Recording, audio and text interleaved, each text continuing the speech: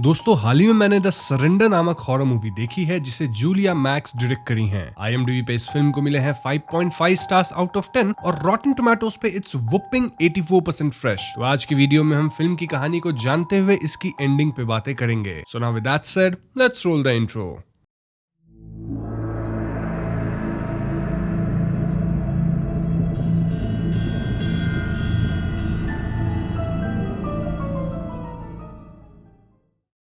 तो फिल्म की शुरुआत में हम मेगन से मिलते हैं जो कि न्यूयॉर्क से वापस अपने घर आई है क्योंकि उसके पिता रॉबर्ट बहुत बीमार हैं। हम समझ पाते हैं कि रॉबर्ट को कैंसर हो गया है और कीमो वगैरह करवाने के बावजूद भी रॉबर्ट ठीक नहीं हुए। उल्टा वो तो अब बिस्तर से उठ तक नहीं सकते। रॉबर्ट का ख्याल उनकी वाइफ यानी मेगन की माँ बारबरा रखती हैं और यहाँ हम व्यूअर्स देख पाते हैं कि बारबरा और मेगन की रिलेशनशिप कुछ ठीक नहीं थी।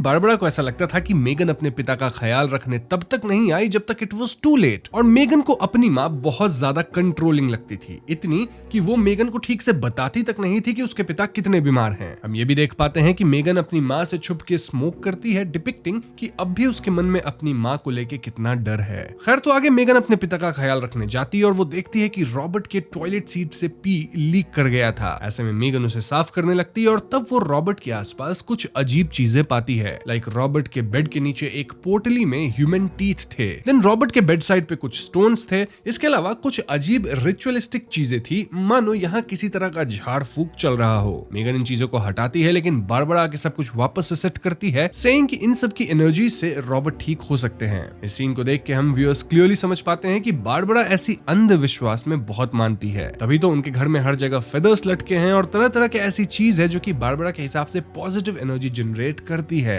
मेगन जो अपनी माँ से कहती है कि उन्हें इन चीजों में नहीं मानना चाहिए, तो बारबरा कह देती है कि मेगन के अंदर बहुत नेगेटिविटी है। खैर माँ बेटी के झगड़े के बीच हम एक और बात समझ पाते हैं कि बारबरा अपने पति को डोसेज के हिसाब से आधी दवा दे रही थी। जब एक नर्स रॉबर्ट को चेक करने आती है तो वो ये बात भांप लेती है, जिसके बाद ये नर्स मेगन को अकेले में बता देती है कि उन्हें रॉबर्ट को फुल डोसेज में मॉर्फिन देना चाहिए क्योंकि इसी से रॉबर्ट का जो दर्द है वो कंट्रोल होता है। नाउ नर्स के जाने के बाद मेगन यहाँ अपनी माँ से एक नॉन प्रॉफिट ऑर्गेनाइजेशन के बारे में बात करती है। दरअसल मेगन और उसके पिता मिलकर कुछ बच्चों की मदद करना चाहते थे थ्रू दिस ऑर्गेनाइजेशन, मतलब यहाँ स्कॉलरशिप वगैरह मिलेगा बच्चों को, और ये लोग फंडिंग भी उसके लिए रेज कर रहे थे। लेकिन अनफॉर्चुनेटली फंडिंग पूरी तरह से रेज नहीं हो पाई और इसलिए मेगन वाज होपिंग कि बारबरा मेगन को कुछ पैसे देगी फॉर हर नॉन प्रॉफिट ऑर्गेनाइजेशन। ये सुन के बारबरा गुस्सा हो जाती है, सेइंग कि फंडिंग रेज ना कर पाना मेगन की फेलियर है और इसके लिए बारबरा उसे फूटी कौड़ी भी नहीं देगी। इस बात पे अगेन इन दोनों के बीच झगड़ा हो जाता है और बारबरा ये तक कह देती है कि मेगन बार बार उनसे पैसे क्यों मांगती है। अब झगड़ा शांत होने के बाद मेगन अपनी माँ से कहती है कि वो काफी दिनों से रॉबर्ट का ख्याल रख के परेशान हो गई होंगी, ऐसे में वो एक नाइट के लिए ब्रेक ले ले। इस दौरान मेगन रॉबर्ट का ख्याल रख लेगी। बारबरा ना चाहते हुए भी ब्रेक लेने को मान जाती है और यहाँ हम व्यूअर्स देखते हैं कि बारबरा अपने बाल भी नोचने लग गई थी। इनफैक्ट अपने नोचे हुए बाल को वो जमा कर रही थी। मतलब द बॉयज सीरीज में एशली बाल नोचती थी और यहाँ एशली मेगन की माँ अपनी बाल नोच रही है। जोक्स अपार्ट, रात को बारबरा कार से निकलती है और यहाँ हम मेगन को फोन पे लेसी से बात करते सुनते हैं, जहाँ लेसी पूछ रही होती है कि क्या मेगन को ऑर्गेनाइजेशन के लिए पैसे मिले। मेगन लेसी से कहती है कि वो पैसे जरूर लेके आएगी और यहाँ भी उसको ये बताया नहीं जाता कि लेसी मेगन से किस तरह से रिलेटेड है। तो दो पॉसिबिलिटीज है, शायद वो मेगन की बिजनेस पार्टनर हो या फिर गर्लफ्रेंड भी हो सकती है। वहीं दूसरी तरफ हम बारबरा को देखते हैं जो कार से बाहर जाती तो है लेकिन वो डिनर वगैरह पे नहीं जाती, रादर कार में ही बैठी होती है और वहाँ वो अपने हेयर्स का गुच्छा बना के उसमें अजीब ऑब्जेक्ट्स लगा रही थी, इंक्लूडिंग देयर वेडिंग रिंग्स। इस सीन को देख के हम क्लियरली समझ पाते हैं कि बारबरा किसी तरह के रिचुअल की प्रिपरेशन कर रही है। Now coming to Megan, well उसे कमरे में सीलिंग एंड वॉल से स्क्रैचिंग के साउंड्स आते हैं और तभी एकदम से रॉबर्ट दर्द में चिल्ला उठते हैं। मेगन पहले तो अपने माँ को कॉल करने का सोचती है बट देन वो खुद से ही फुल डोज मॉर्फिन अपने पिता को देती है जिससे वो शांत हो जाते हैं। इसके बाद मेगन की आंख लग जाती है जहाँ उसे अपने बचपन का एक सपना आता है। सपने में वो छोटी होती है और अपने पिता के साथ टाइम स्पेंड कर रही होती है, जहाँ पिता मेगन को एक मृत चिड़िया को दिखाकर बता रहे होते हैं कि कैसे लोग एक दिन समाप्त हो जाते हैं लेकिन खत्म होने के बाद भी वो लोगों की यादों में जीवित रहते हैं। इसी दौरान हम बैकग्राउंड में रॉबर्ट के ओल्ड वर्जन को देखते हैं जो कि नग्न थे और तभी मेगन की नींद खुलती है। मेगन पाती है कि उसके पिता बेड से उठ के थोड़ा अजीब बिहेव कर रहे थे और मेगन किसी तरह उनको शांत करके वापस बिस्तर पे सुला देती है। कुछ देर बाद बारबरा वापस लौटती है और वो आते ही रॉबर्ट को टाइम से मॉर्फिन दे देती है। लेकिन दोस्तों मेगन तो पहले ही दवा दे चुकी थी, यानी अनजाने में ये लोग रॉबर्ट को ओवरडोज करवा दिए थे। इस बात पे अगेन दोनों माँ बेटी झगड़ते हैं, देन दोनों रॉबर्ट के अगल बगल सो जाते हैं। अगली सुबह जब मेगन की आंख खुलती है तो वो पाती है कि रॉबर्ट खत्म हो चुके थे।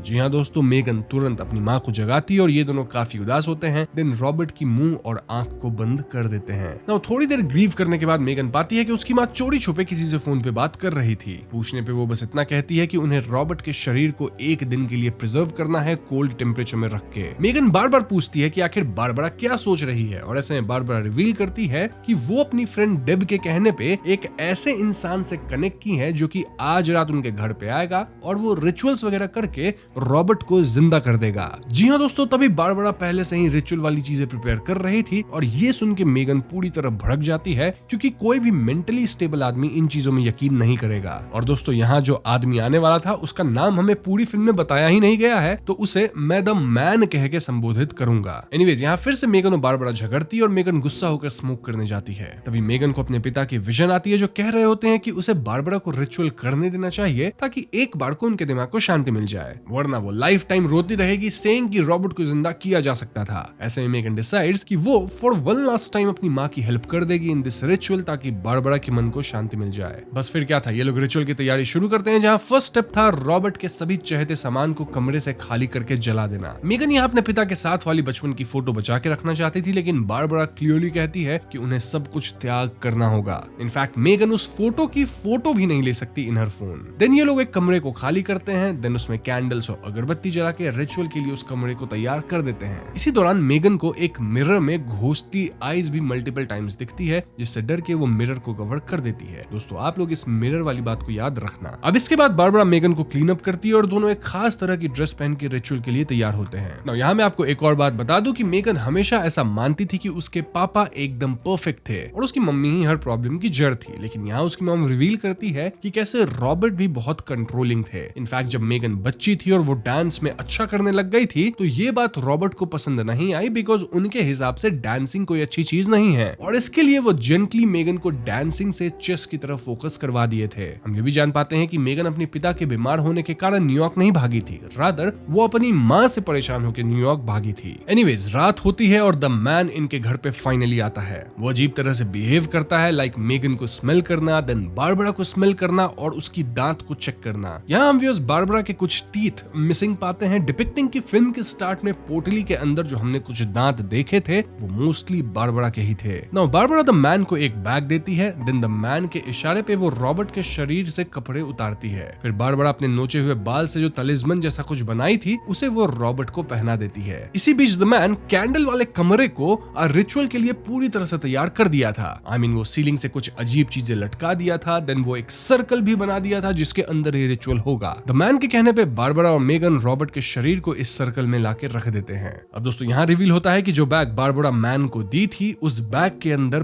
पैसे भरे हुए थे। ये देख के मेगन वो शॉक्ड और वो इसके बारे में बारबरा से अकेले में पूछती है। बारबरा बताती है कि वो सारा पैसा द मैन को दे रही है, मतलब आफ्टर दिस रिचुअल बारबरा के पास एक फूटी कौड़ी भी नहीं बचेगी, मतलब कोई सेविंग्स अकाउंट में भी कोई पैसा नहीं होगा। ये सुन के मेगन गुस्सा होती है और रिचुअल शुरू होने से पहले ही जाने की बात करती है, लेकिन फिर मेगन को अपने पिता की विजन आती है, मतलब उसका सबकॉन्शियस माइंड ही उससे कहता है कि ठीक है, अपनी माँ की वन लास्ट टाइम में हेल्प कर देती हूँ इन दिस रिचुअल। तो फाइनली मेगन रिचुअल वाले कमरे में आती है और वो सर्कल में बैठ जाती है। अब तक बैग से पैसे गायब हो चुके थे और द मैन व्हाइट पाउडर से सर्कल को क्लोज कर रहा था। ये सपोजिटली प्रोटेक्शन के लिए था और एक बार सर्कल सील हो गया तो फिर तीनों इस सर्कल से रिचुअल खत्म होने तक नहीं निकल सकते। बारबरा बताती है कि ये रिचुअल 3 बार सरेंडर करके होगा। फर्स्ट सरेंडर ऑलरेडी हो चुका है जहां इन्हें त्याग करना था रॉबर्ट की चीजों का, मतलब रॉबर्ट्स थिंग्स जो कि इन्होंने शुरू में किया। नाउ सेकंड सरेंडर होगा बॉडी प्रिपेयर करके अदर साइड जाना टू गेट रॉबर्ट्स सोल, और फाइनल यानी थर्ड सरेंडर में ये लोग वापस घर आ जाएंगे। अब दोस्तों, ये सरेंडर्स एक्चुअल में कुछ त्याग करने जैसा था, क्योंकि सेकंड सरेंडर में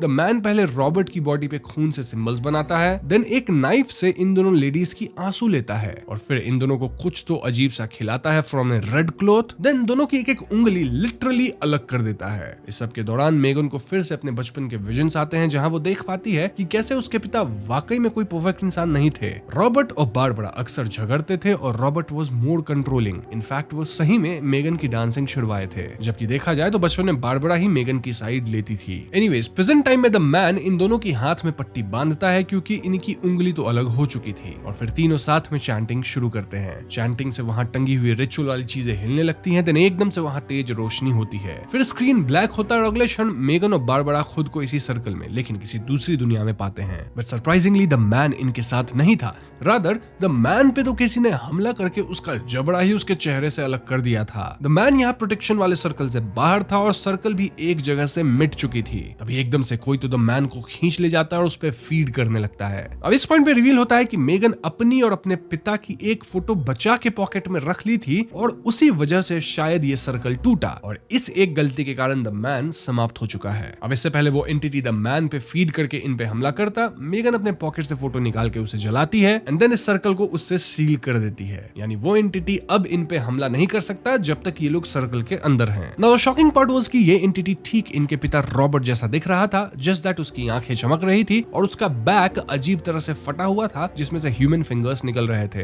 तो अब क्योंकि सिर्फ मेगन और बारबरा बचे थे तो इन्हें ये तक पता नहीं था कि ये लोग इस डिमेंशन से अपनी ओरिजिनल दुनिया में वापस कैसे जाएंगे। बारबरा सजेस्ट्स कि वो इस एंटिटी वाले रॉबर्ट को सर्कल में ल्योर करेगी जिसके बाद शायद ये रॉबर्ट की आत्मा के साथ अपनी दुनिया में वापस चले जाएं। लेकिन मेगन इस आइडिया के पक्ष में नहीं थी क्योंकि वो जो एंटिटी है वो भले रॉबर्ट जैसा दिखता हो लेकिन वो रॉबर्ट तो बिल्कुल नहीं है। बारबरा यहाँ मेगन की नहीं सुनती और अपने हाथ में कट लगा के एंटिटी रॉबर्ट को अपनी तरफ ल्योर करने लगती है। ये एंटिटी बारबरा के करीब आता भी है क्योंकि वो उसकी खून से अट्रैक्टेड था, लेकिन एंटिटी सर्कल के अंदर नहीं आता। एक पॉइंट पे बारबरा अपना हाथ सर्कल से बाहर निकाल देती है और उसी क्षण ये एंटिटी रॉबर्ट बारबरा को खींच के ले जाता है। इसके बाद हम अंधेरे से खून बहता देखते हैं जो कि सर्कल के आसपास फिल हो जाता है और मेगन यहाँ अपनी माँ को भी खो चुकी थी। इस पॉइंट तक मेगन पूरी तरह टूट चुकी थी और वो रैंडमली आवाज लगाती है कि अगर कोई उसे सुन सकता है तो वो उसकी मदद करे। मेगन यहाँ कैंडल्स को भी बुझने नहीं दे रही थी, मतलब बार बार जला रही थी और तभी एकदम से वहाँ कई नग्न ह्यूमंस आने लग जाते हैं। ये ह्यूमंस जीवित नहीं लग रहे थे, आई मीन उनका स्किन एकदम व्हाइट सा था और उनकी आंखें उजली थी और वो बिना कुछ बोले सर्कल के आसपास से इस जगह को क्रॉस करते हैं। मेगन इनके सामने हेल्प मी चिल्लाती रह जाती है और सभी एक साइड से दूसरी साइड अंधेरे में चले जाते हैं। अब आगे मेगन को अंधेरे में एक अजीब सी एंटिटी भी दिखती है विथ बिग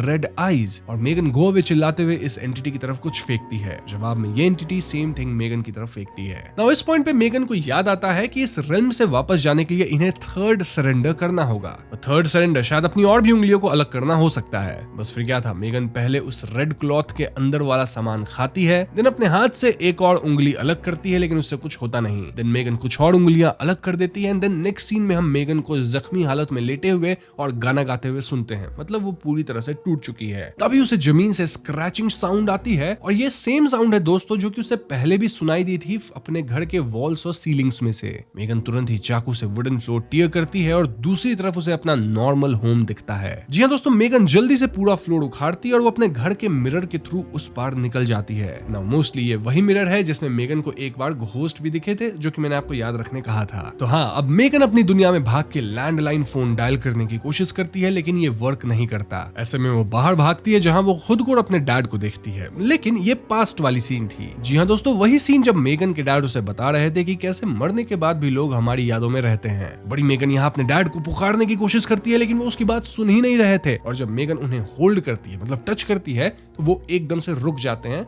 जैसे कोई मूर्ति हो। बट देन जैसे ही मेगन उन्हें छोड़ती है तो वो वापस से पास्ट वाली सीन रिपीट होने लग जाती है एज इफ वहां कुछ हुआ ही नहीं। मेगन तुरंत घर में जाती है जहां वो अपनी मॉम की यंगर वर्जन को देखती है, यानी पास्ट वाली वर्जन। और यहाँ भी सेम खेल था, मतलब अगर मेगन उन्हें टच करेगी तो she will stop like a statue, लेकिन मेगन के छोड़ते बार बार अपनी बातें बोलने लग जाएगी like how it happened in the past, मानो जैसा कोई रील चल रहा हो। इन शॉर्ट मेगन को घर के हर कोने में अपने और अपनी फैमिली के पास्ट की झलकियां दिख रही थी और ये इवेंट्स थोड़ी थोड़ी देर पे रिपीट हो रही थी लाइक अ लूप। ऐसे मेगन अपने डैड एंड मॉम को डांस करते देखती है, देन अपनी मॉम को गुड बाय किस दे के वापस मिरर के थ्रू उस एंटिटी वाली दुनिया में चली जाती है। नाउ सर्कल के बाहर वो अपनी माँ को देखती है जो कि श्योरली एंटिटी बन चुकी थी क्योंकि उनकी आईज चमक रही थी और उनका बैक एंटिटी जैसा ही ओपन हुआ पड़ा था। मेगन कहती है कि उसे पता है कि वो उसकी माँ नहीं है, फिर भी वो अपनी मन की बात कहेगी। मेगन एड्स कि उसकी माँ उसे बहुत इरिटेट करती रही है एंड आज तक मेगन को उनकी बस गलतियां ही दिखती थी। ऐसा इसलिए क्योंकि मेगन अपने डैड और मॉम को टुगेदर एज पिक्चर परफेक्ट देखना चाहती थी, लेकिन अब मेगन को रियलाइज हुआ है कि वो दो अलग अलग लोग थे जिनके अंदर अच्छी बातें भी थी और बुरी बातें भी। सो इवन इफ मेगन की मॉम स्टबर्न एंड सेल्फिश है, स्टिल मेगन उनसे बहुत प्यार करती है और मेगन को शायद ये बात तब भी कहनी चाहिए थी जब उसके माता पिता जिंदा थे। इससे शायद सिचुएशन अभी जितनी खराब है उतनी नहीं होती। फाइनली मेगन कहती है कि वो लड़के थक चुकी है एंड देन मेगन सर्कल पे ब्लो करती है जिससे सर्कल ब्रेक हो जाता है। ऐसा होते वहां एकदम तेज व्हाइट लाइट आती है और मेगन ऊपर देखती है। इस पॉइंट पे पूरी स्क्रीन ही व्हाइट हो जाती है दोस्तों और फिल्म खत्म हो जाती है। तो दोस्तों ये थी सरेंडर मूवी की कहानी और एंडिंग में जो कुछ भी हुआ उसने आपको थोड़ा कंफ्यूज जरूर कर दिया होगा, बट डोंट वरी क्योंकि अब हम थियरीज को डिस्कस करेंगे जिससे आपके मन के सारे डाउट्स क्लियर हो जाएंगे। सो द सरेंडर फिल्म असल में ग्रीफ, ट्रॉमा और उससे निपटने के अजीब और अक्सर खतरनाक तरीकों के बारे में है। ये फिल्म दिखाती है कि कैसे रॉबर्ट की बीमारी और मौत पूरे परिवार, खास करके मेगन और बारबरा के बीच के अनसुलझे इश्यूज और तनाव को सतह पर लाई है। फिल्म पारिवारिक रिश्तों की जटिलता, कम्युनिकेशन की कमी और फॉरगिवनेस के महत्व को भी एक्सप्लोर करती है। मेगन का अपनी माँ और अपने पिता के बारे में नजरिया पूरे फिल्म में बदलता रहता है जब उसे एहसास होता है कि वो दोनों भी इंसान थे और इंसान के अंदर कमियां भी होती है और अच्छाइयां भी होती है, तो दोनों अपनी कमियों और अच्छाइयों के साथ थे।